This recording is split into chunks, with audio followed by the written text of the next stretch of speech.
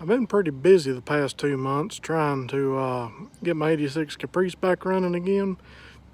The 305 kind of bit the dust. It started, it's down the cylinder, and I ended up, I tuned it up, and nothing ever made it any better. So what I ended up doing was replacing the engine. I built a 400 small block for my 84 Camaro, and it was a pretty hot motor, but I ended up running it in my 86 Caprice.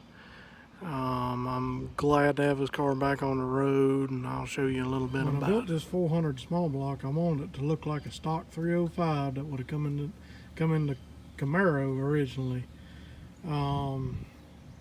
And I was able to pull this same thing off with the Caprice. It don't look like anything special. It really just looks like an old smog motor that's been cleaned up and painted and rebuilt. This thing is crazy. You can put around all day on the primaries like Grandpa, just like Grandpa. And then you can kick the full barrel in, and oh man, it's like you turned on a race car. It's just like a scalded dog. If it ever had a set of gears put in it, and a set of headers and dual exhaust, it'd really be hot. Put a little bit too much cam in it, but it was going in my Camaro, which was a straight drive car and fire brakes. I ended up having to run a vacuum pump, and I wired this one up. I ordered it from Summit Racing. I think it was Right Stuff Detailing made it, but it just runs to the brake booster. I tried to mount it and route everything as neatly as possible. Got a high torque mini starter. Had heavy duty battery cables made. Reused the stock factory cast iron manifolds for now. I'm going to go to headers and dual exhaust in the future. I just didn't have the money to do it right now. I was kind of faced with an issue. I wanted to build a 305 for this Caprice, but I was going to end up building two motors to get two running cars, and instead I decided to just use the motor I built to get this car running. And I'm real pleased with it.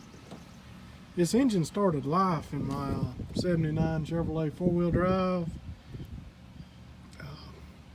Had low oil pressure, and when I pulled it out, it was skipping real bad. And we rebuilt it 30 over, put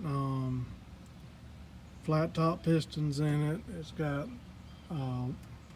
Summit Racing brand double hump heads.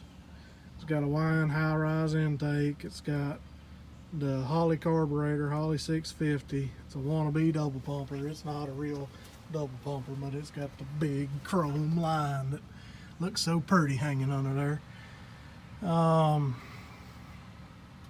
Had the alternator had the alternator rebuilt and got a new starter. Just kind of cleaned everything up, made it look presentable. Cleaned and painted the frame rail. I'm going to do a lot more modifications to it. I'm going to start with a battery, and then I'm going to pretty much start from the rear end and work my way forward, redoing the suspension and brakes, and I've got a police rear end for it. And I really just want to get everything where it's right. I don't want to make it a race car, but I want to make it where it'll be a weekend toy, but it ain't going to be a race car. My grandpa bought this car brand new in 1986. It was originally a 305 with a 700 R4. I still have the 700 R4 in it. It was rebuilt at 90,000 miles, so it's in good shape. I did put a deep sump pan on it, and really had to get the transmission linkage right, but I got that figured out, and it shifts good now. I mean, it's just a bare bones stock car. It's a really cheap car. It doesn't have any driver's side mirror. It's a manual window car, manual door locks, manual seats. I mean, just bare bones. It does have air conditioning, That's very cold, and it's still R12. But as you can see, it's just a clean old original car. It's got 130,000 miles on it. And it runs like a scalded dog now.